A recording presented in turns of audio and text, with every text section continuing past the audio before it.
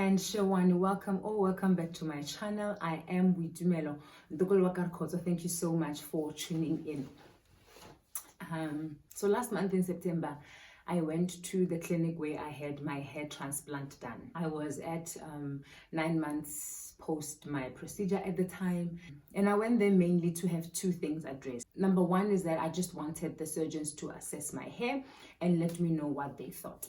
Secondly, I wanted to address my hair fall, the fact that my hair is falling so much, and to also talk about my concerns around the fact that I think my hair transplant is growing slower than normal.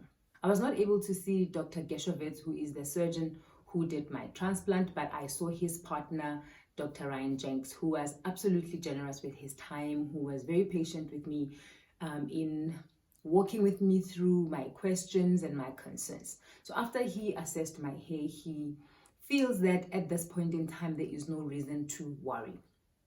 He feels that it seems my hair is just growing slowly and that he doesn't think that the hair transplant has necessarily been a failure. He said to me that if I'm not happy at the 18-month mark, they would be happy to fill in areas that I had the most concerns about, or areas that were spacey.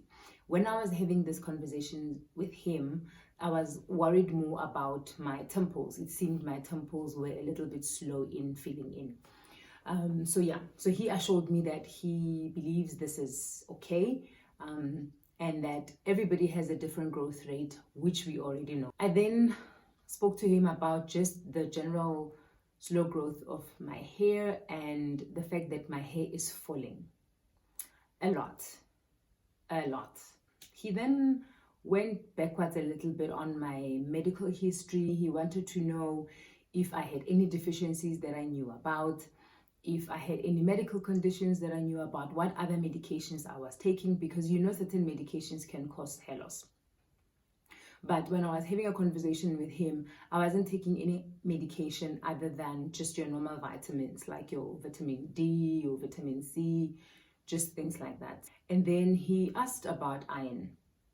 And the issue of iron for me is so long, which is why this video is likely to be long. I apologize to my male audience in advance because I'm going to be talking about periods. That's not all I'm talking about, but I'm just saying it's going to be mentioned in the video. And if stuff like that grosses you out, then I guess you don't have to watch. But I don't understand why you would be grossed out by something that is biological. So just watch. You never know. You might be helping a woman in your life.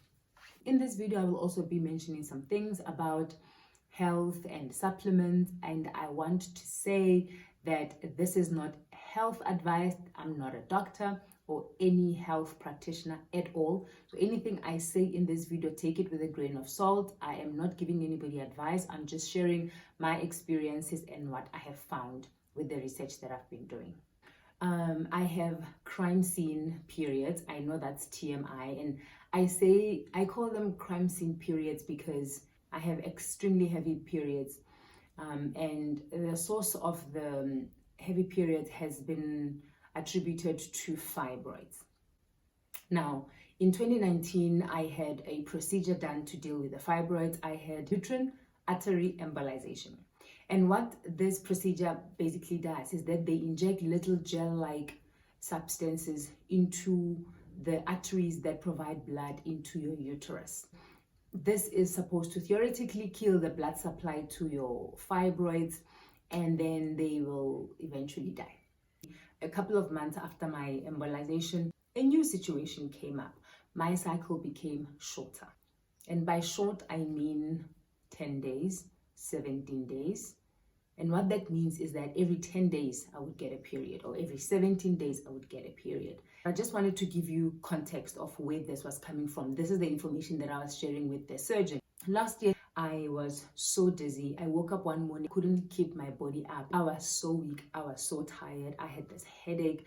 I did not know what was going on. In fact, I thought it was COVID. So went to the doctor.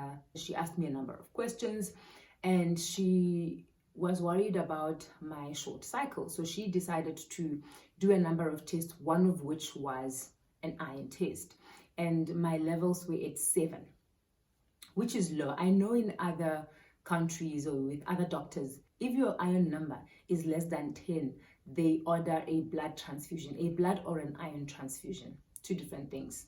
But on my side, I was prescribed an iron supplement and that was the end of it. Then I knew that, okay, maybe I need to address the situation of my fibroid again. So I went to see another gynae who told me that I still had fibroids. I called my gynae at home back in South Africa, and my gynae called me back home, did some tests, and then did a procedure in November. So I've done 2 procedures to address my fibroids in the last 2 years. And now, a year later, I still have these crazy cycles. And my hair loss is continuing. I shared all of this with the surgeon, and for him, alarm bells went off. And he said to me, I am concerned about your iron. Iron deficiency can cause hair loss. Maybe this is the reason why you are not seeing the growth that you want, and maybe that's why you are experiencing hair loss overall. He then said, I'm going to order some tests. He ordered 4 tests: a thyroid test, a vitamin D, vitamin B12, and ferritin. And I asked him, what about iron? Because you are talking about the fact that you suspect an iron deficiency. And he said, I'm just testing your ferritin because ferritin is your iron stores. So if your iron stores are depleted, then it's confirmed that you have an iron deficiency. I don't need to test the iron. Let's test the ferritin. Now, ferritin was a completely new word for me. I had never heard of ferritin before. A few years back, I think around 2015, I was actually declared anemic.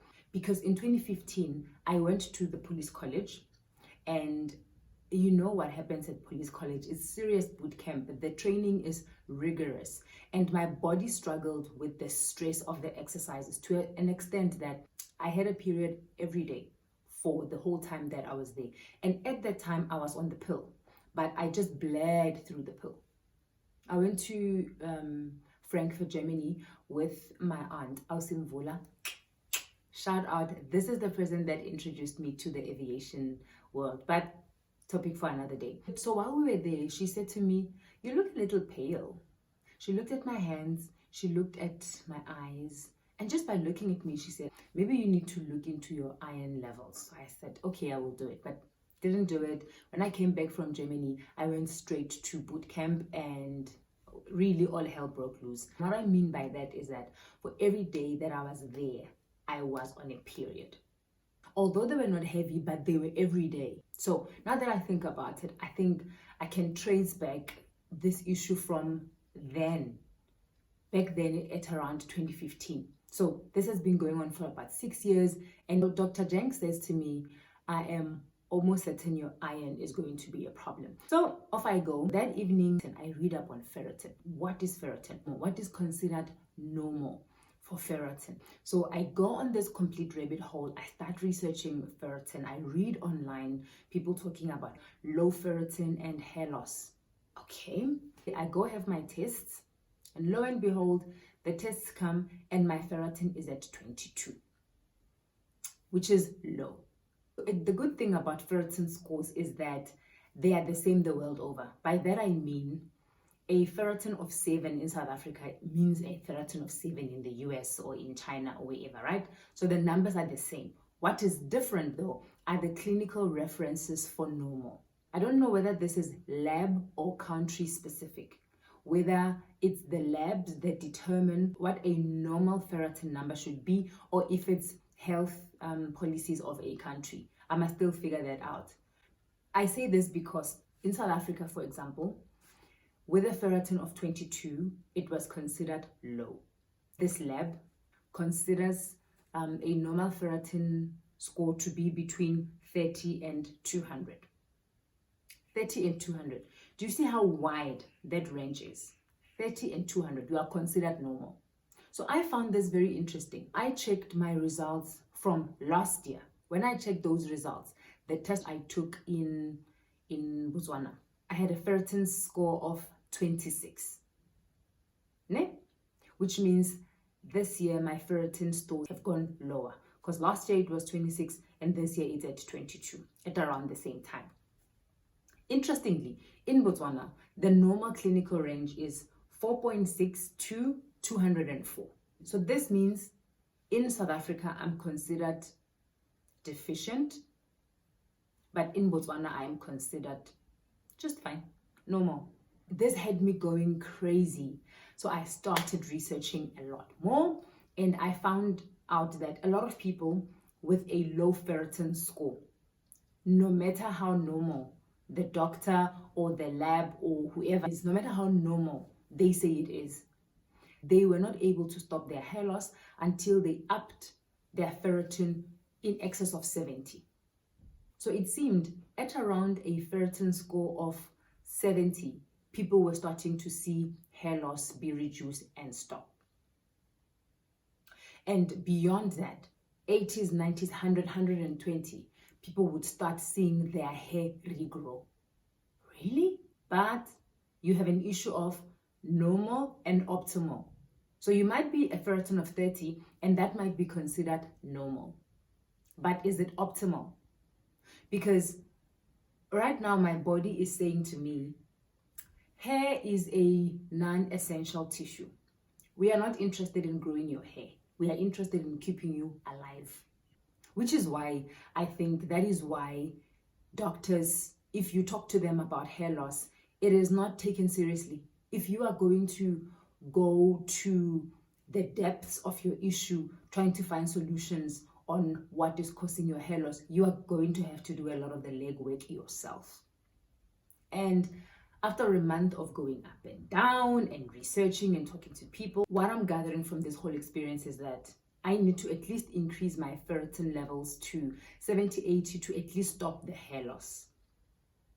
And then go a little bit higher to around 120, 25, 30 in order to start seeing hair growth.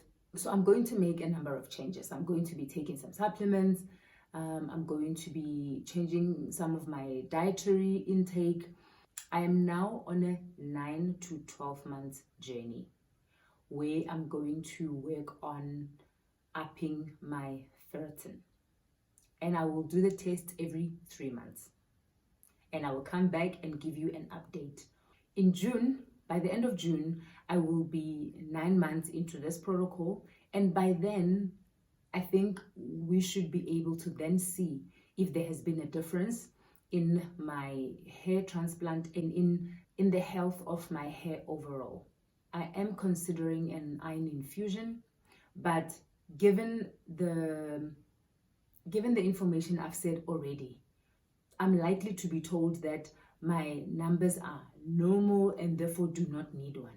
I've scheduled an appointment with a hematologist and I hope that he will be able to shed some light on what is going on, and if he shares anything different from what I've shared today, I will come back and give you guys just an update on, what that conversation was like. Oh, before I go, when I was with the dermatologist last week, because of the excess hair fall, I said to her, after I leave your office, I'm going to my barber and I'm going to shave my hair completely. I am just tired of this hair. And it's difficult to explain because every morning when you have to comb your hair, you comb it, and I never comb my hair dry. I always make sure I properly hydrate, properly moisturize my hair before I comb it out.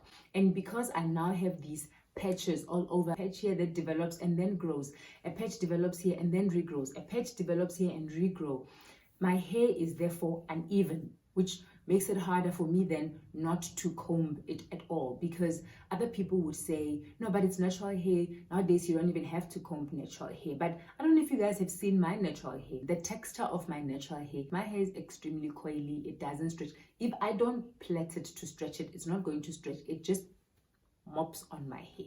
That's just how my hair is, and I've come to grips with it. I'm happy with my hair. I love it. I love wearing it in its natural form without having to stress about blow drying it. So she convinced me not to cut my hair because she said that is going to confuse me in terms of monitoring my progress with the hair transplant. So okay, so I took her advice, and that's why I did these again, because when I did them, I had a little bit of a break. They were not interfering with the hair transplant. They were just giving the rest of my hair a break. Whew. I know this has been a long video, and if you are even at this point, thank you for sticking with me. But this is what I'm dealing with right now. I'm going to continue researching this area of hair care, and I will share with you any information that I find. If you have experienced what I'm talking about, let me know in the comment section below what you've done to up your ferritin. Have you had hair loss as a result of iron deficiency? What has been your experience? What has worked for you? Are you now on the other side? What is it like on the other side? So until next time, from me, Buitumelo Ntokolo,